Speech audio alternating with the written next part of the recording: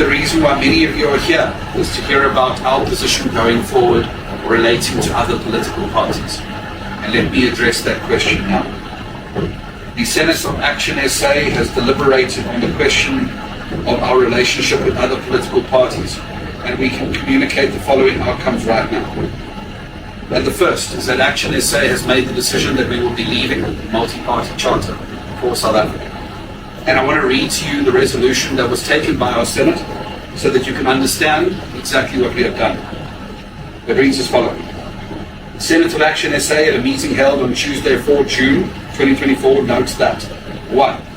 ActionSA entered into the multi-party charter for South Africa on a good faith basis once the DA committed to the declaration of intent in Section 7 of the multi-party charter agreement. This was the section that specifically ruled out any working relationships with the ANC. The MPC agreement has been seriously breached by political parties, plural, that have contravened the declaration of intent in Section 7 of the MPC agreement. 3. ActionSA remains steadfast in its public commitment to be an alternative to the ANC and redoubles this commitment today in an environment where the opposition space has abandoned by opposition parties planning to coalesce with the ANC. And therefore, the Senate of ActionSA hereby resolves to exit the multi-party charter and communicate our reasons for doing so to the South African people. And I think you would have heard a number of those reasons mentioned so far. I would also like to say that from our point of view, we are strong of the opinion that we made our commitment in the multi-party charter not to other political parties, but to the South African. That was what that commitment was. Many of you will remember the press conference in which we signed the multi-party charter. It was done publicly in front of the South African people. It was a commitment to the South African people. And we are very clear of the fact that we have never reneged on our commitment. We have remained steadfast in our commitment, but we cannot in good conscience remain part of a multi-party charter that is failing to live up to that commitment. We would also like to make the following remarks as it relates to ActionSA's ongoing relationship with other political parties. The first of which is that ActionSA looks forward greatly to a period of time in which we will stand on our own 2 feet. We will be our own political party. We will not be tethered to other political parties, and we will end the era of ActionSA being called this party light or that party light.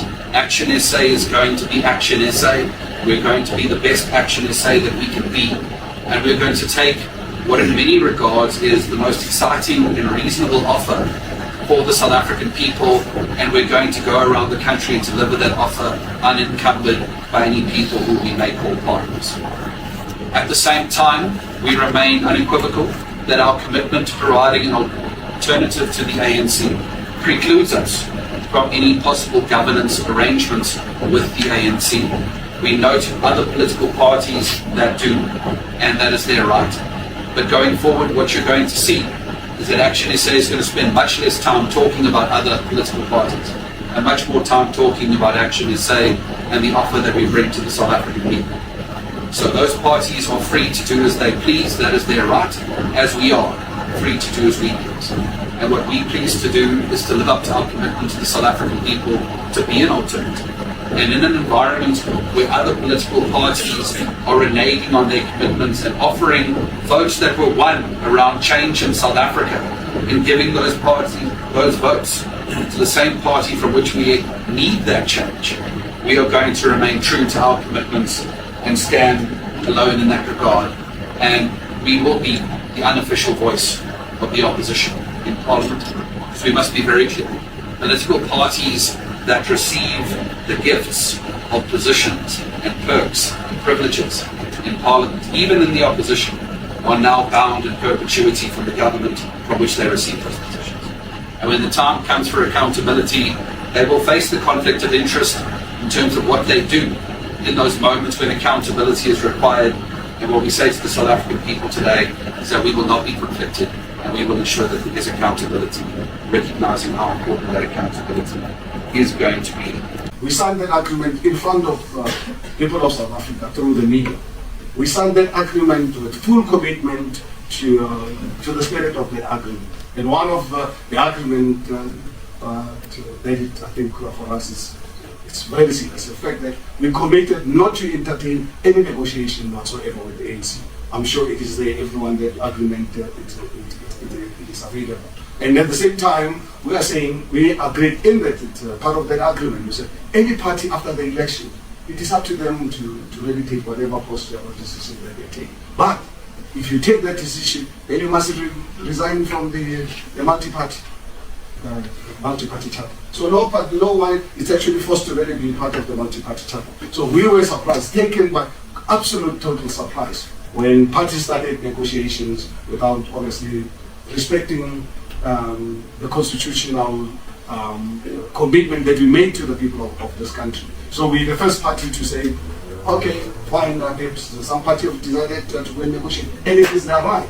And I think if you look at it, it is their right. We cannot really stop them. But at the same time, for us as ActionSA to remain in an agreement where some of our members of the multi-party, they're in breach of this agreement. So we want to formalize this. We don't have to cry like babies. We don't want to be cry babies. I think we want to do what is right, is to believe in the rule of law. Right? Let's step back and allow these political parties to have the freedom to what they want, because we don't really stop them from negotiating with any other party. But if we had an agreement that we never agree with entertaining any negotiations with the ANC, then as you are aware, negotiations are underway. And these parties have not resigned from the multi-party chapter. So they are in breach.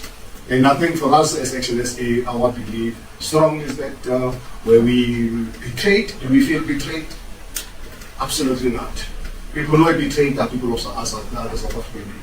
They're the ones who have been betrayed. Because political parties, all of us, went out on a massive campaign on the basis of not working with the ANC. We signed that agreement in front of the people of this country. So we believe very strongly in the rule of law. So that is just to really give an example of how committed we are to the rule of law. I can go on and on issues of the rule of law.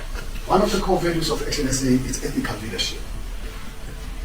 You know, I was born and raised where, as I've said many times before, and I'm happy to repeat it here today to you, that my grandfather taught me and instilled it and demanded of me not to stand on a fence. He always demanded me all the time to say, my boy, if you stand on a fence, you're going to fall and you're going to hurt yourself. So rather be on the ground. But when you're on the ground, you must understand no one is going to like you. That's fine, but you just need to do what is right. So ethical leadership is something that I think it's lacking in our country. And that is why there's this massive trust deficit between politicians and civil society. Civil society don't really trust us as politicians. And can you really blame them when there's no ethical and moral compass in our behavior? We're the kind of society where we say one thing and we go and do something completely different. If you look at the kind of leadership that has been running this country over the last 8 years, it really leaves a lot to really be desired. We don't want to compromise on the ethical leadership as an organization. And we're a political party also that believes in free market economy. We've always really maintained that we want to ensure that we grow the economy, and the only way you can grow the economy is through the private sector participation, and allow the private sector to operate in an environment that is conducive, particularly SMEs. If you look at our unemployment, the world has never seen anything like this. We're having the highest sustainable unemployment rate in the world. And this is self-inflicted because we're not friendly to the business community. We focus on outcome instead of focusing on opportunity. We're the political party that wants to create equal opportunities for South Africans. In terms of the outcome, God has given us different talents. Cannot really see and understand where someone wants to force me to be a businessman or be a judge, because God gave us different talents. So we believe in equal opportunity, not equal outcome. We also at the same time believe in social justice. You know, the other day, the day on last Monday, I spent hours in Alexandria. And I said to myself when I was addressing the community of Alexandria, I said, you know, in 1996, when South Africa adopted our constitution, we had the Bill of Rights.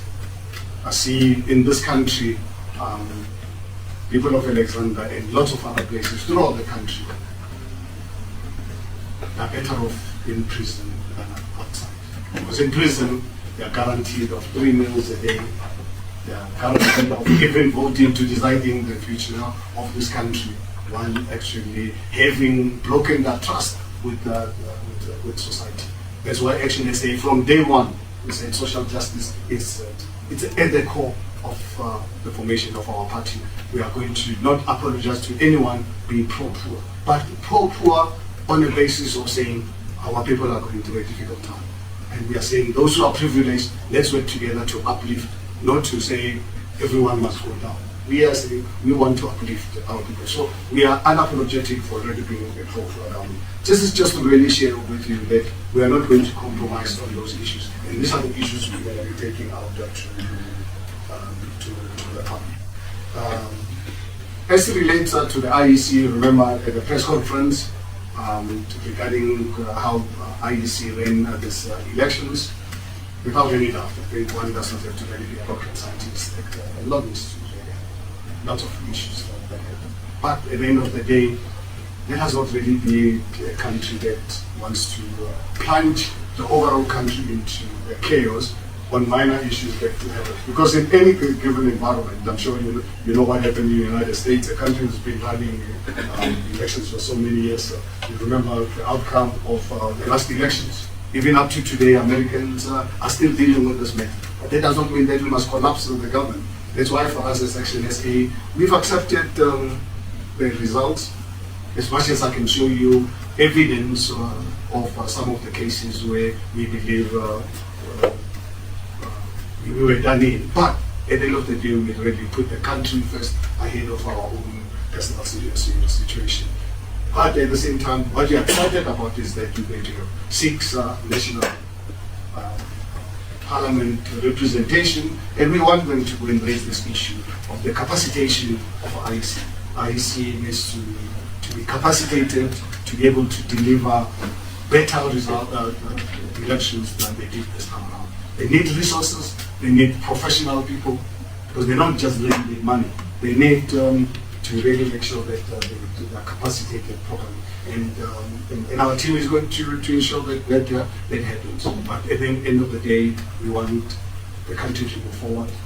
As ActionSA, we accept the results as they are, to have been free and fair, and we want to really move on as a country.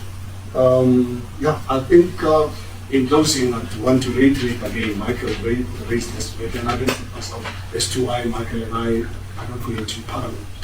I think it's important for South Africans, on the basis of the things that I've shared with you, where South Africans, on their own, took a decision to vote along politics of identity.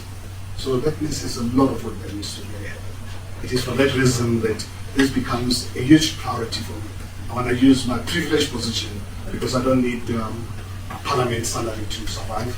I don't have to really be a burden to our party to support me. But at the same time, I think I must use my privileged position to mobilize South Africans to understand the dangers of identity politics. So if I have to really go to Parliament, you can imagine I'm going to lose, whether I'm going to lose an hour or I'm going to lose a day or so. I don't want to find myself any day where instead of going to address a community meeting and going to attend to Parliament, I couldn't really make a decision.